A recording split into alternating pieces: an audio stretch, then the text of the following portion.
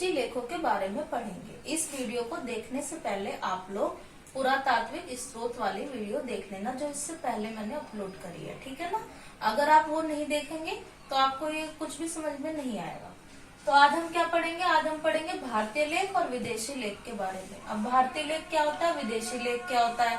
भारतीय लेख, जो भारत में लेख प्राप्त हुए हैं उनको क्या कहा गया है? भारतीय लेख। और जो विदेशों से या विदेश के माध्यम से लेख प्राप्त हुए उन्हें विदेशी लेख कहा गया है, ठीक है ना। तो इतिहासकारों ने लेख को दो भागों में बांटा है।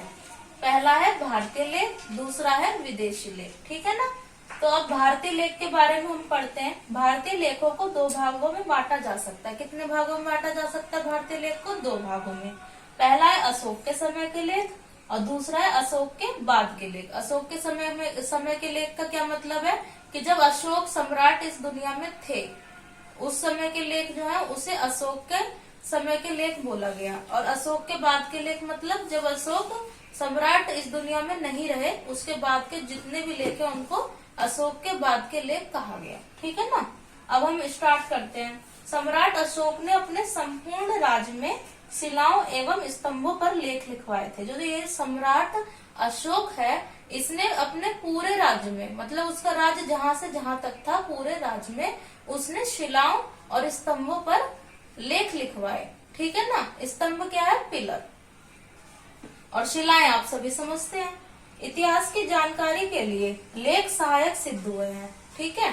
तो जो आपका इतिहास की नॉलेज मिलती है ना, कहाँ से मिलती है? लेखों के माध्यम से मिलती है, ठीक है। अब हम अशोक के बाद के लेखों के बारे में पढ़ते हैं, ठीक है ना। तो अशोक के बाद के लेख सरकारी और गैर सरकारी दोनों प्रकार के हैं। मतलब जब अशोक इस दुनिया में नहीं रहे, उसके बाद के जो भी लेख मिले हैं वो सरकारी लेख है और गैर सरकारी भी हैं, ठीक है ना। सरकारी लेख जो है भूमि दान से संबंधित है।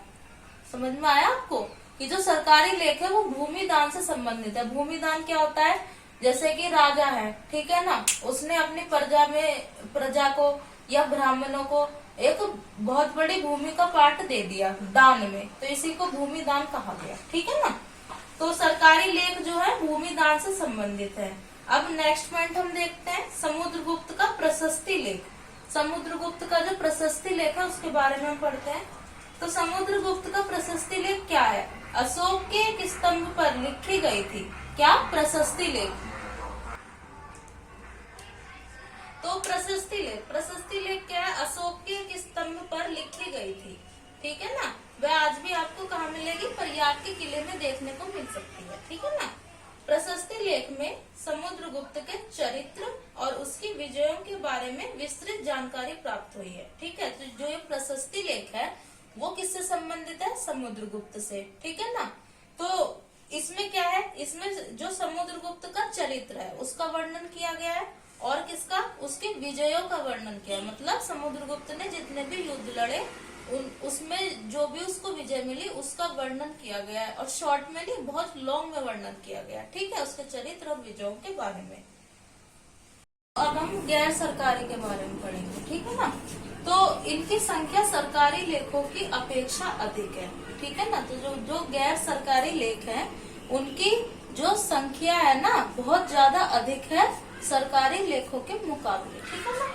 इनमें से बहुत से लेख देवताओं की मूर्ति एवं धार्मिक इमारतों पर पाए जाते हैं। तो ये जो गैर सरकारी लेख है ना, ये जो है देवताओं की मूर्ति है ना और धार्मिक इमारत का मतलब क्या है? जैसे मंदिर हो गए, है ना, इन सब पर लिखे हुए हैं, ठीक है। यह विभिन्न लेख सामाजिक, आर्थिक और राजनीतिक दशा पर प्रकाश डालते हैं। तो ये जो गैर सरकारी लेख है ना, ये सामाजिक, आर्थिक और राजनीतिक दशा पर प्रकाश डालते हैं, ठीक है। अब बात आती है विदेशी लेख। विदेशी लेख क्या है? जो कि हमें विदेशों से प्राप्त हुआ है या विदेशी लोगों के माध्यम से प्राप्त हुआ है, ठीक है। तो इनके माध्यम से भी भारतीय इतिहास का पता चलता है। किनके माध्यम से? विदेशी लेख के माध्यम से। दूसरा पॉइंट देखते हैं, एशिया माइनर के बेगेज कोई में वैदिक देवताओं का वर्णन मिलता है, ठीक है। तो ये विदेशी लेख हो गया ना कि एशिया माइनर के बेगेज कोई में वैदिक देवताओं का वर्णन मिलता है। मतलब हमारे जो वेदों से संबंधित देवी देवता है उनका वर्णन मिलता है, ठीक है। थर्ड पॉइंट देखते हैं, मिस्र के अरमना नामक स्थान से एक मोहर प्राप्त हुई है इस पर लिखा नाम वैदिक साहित्य का प्रतीत होता है। अब देखो मिस्र भी क्या है, विदेश, मतलब इंडिया में तो है नहीं, तो विदेश में पाया जाता है मिस्र, ठीक है ना। तो मिस्र के अरमना नामक स्थान, एक स्थान है जिसका नाम अरमना है, वहां से एक मोहर प्राप्त हुई है, ठीक है ना। इस पर क्या है, इस पर जो लिखा हुआ है वह वैदिक साहित्य का प्रतीत होता है, वैदिक साहित्य के जैसा लगता है। वैदिक साहित्य मतलब वेद पुराण से संबंधित कोई नाम, है ना। अब फोर्थ पढ़ते हैं हम। नक्शे रुस्तमा के लेखों से ईरान और भारत के ऐतिहासिक संबंधों को पता चलता है।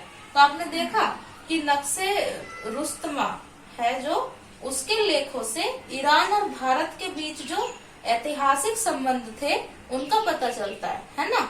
अब हम फिफ्थ देखते हैं। इससे पता लगता है कि छठी शताब्दी ईसा पूर्व भारत का उत्तर पश्चिम का कुछ प्रदेश पारसिक साम्राज्य के अंतर्गत था।